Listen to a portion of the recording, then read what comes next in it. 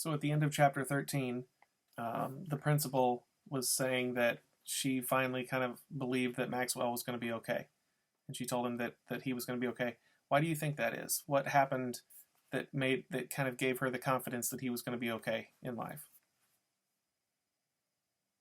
I think it was probably the fact that he was going through some really bad personal stuff and he was still focused on making sure someone else was okay. And if you take that outlook on life, that you're always worried about doing the right thing and not just worrying about doing what's best for you, and you're not being selfish, that always gives people the confidence that you're going to make good decisions. Chapter 14, Cross My Heart and Hope to Die. Graham lets me stay home the next day because Freak is getting out of the hospital, and I'm right on the front step when the fair Gwen pulls up in her car. Freak is riding in the back. You can barely see him in the window. And he's got this big grin that makes me feel like everything is going to be okay, the way everybody keeps saying. I go, "Is it okay if I carry him inside?" And the fair Gwen says, "Of course." "He has to rest," she says. "He stays in the house until I say different. Is that understood?" In his room, Freak is right away ordering me around. Bring me this, and go do that. And you'd never guess he'd been sick.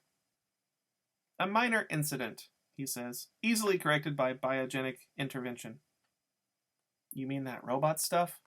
"Shh." The fair Gwen must not know of the plan. The very idea strikes fear into her heart. "Well, it is pretty scary," I say. "Getting an operation to give you a whole new body?" "I'm not scared," Freak says. "I'm looking forward to it." "So when does it happen?" Freak gets this faraway look, and he says, "I'm not sure. Dr. Spivak, she's my doctor, she says maybe a year or two." "But how come you need a whole new body?" I ask. "How come you can't just stay like you are?" Freak shakes his head, like he knows I'm not smart enough to understand. "No one stays the way things are. Everybody is always changing. My problem is, I'm growing on the inside, but not on the outside." He doesn't want to talk about it anymore, which is fine with me. And in another couple of days, everything is back to normal, and we're going to school like always. And everything is going real good until Christmas vacation, when, if you'll excuse the expression, all hell breaks loose. I'm in the Down Under, trying to get the stupid wrapping paper to cover the stupid presents I got for Graham and Grim, when this shouting starts upstairs. I understand Grim never yells at Graham. Not that I can ever remember. And Graham, well, the worst thing she ever does is cry when she's mad. But somebody sure is yelling up there.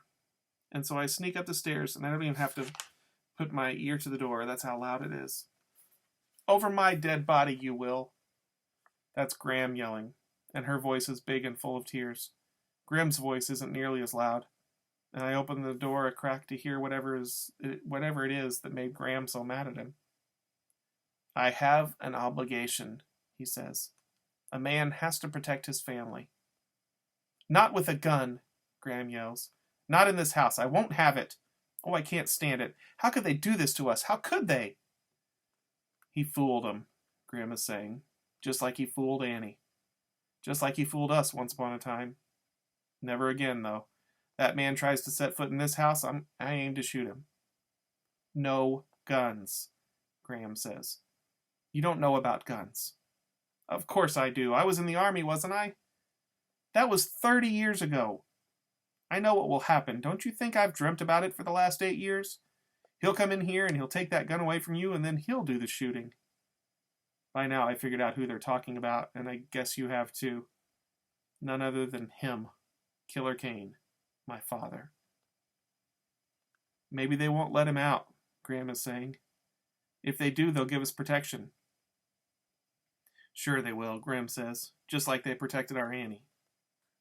Next thing, Graham is crying, and you can tell Graham is trying to make her feel better, going, there, my dear, I know, there." A while later, I hear the cellar stairs creaking. It's Graham, and he knocks on my door. "Come on in." Grim comes inside, and for once he doesn't tell me what a rat hole I'm living in, or how it smells like a locker room because I forgot to put my socks in the hamper. He sits on the edge of the bed and folds his hands together. I never think about how old he is because he never acts old. But tonight, he's all white and bent and his skin is saggy.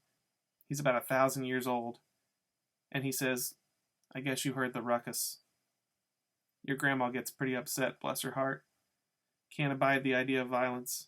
Can't say I blame her. Did he escape? I ask. Is that what happened? Grim shakes his head. He's up for parole. That's dumb. That's so dumb. Grim goes, you hit the nail on the head, son.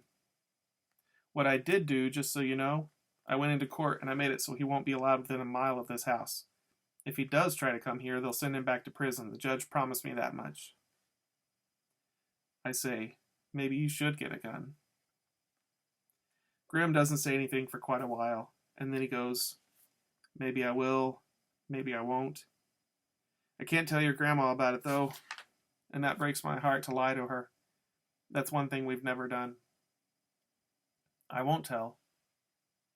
Grim is quiet again, and then he stands up from my bed, and in this real old, tired voice, he says, everything's going to be okay, Max. I'll make sure of it.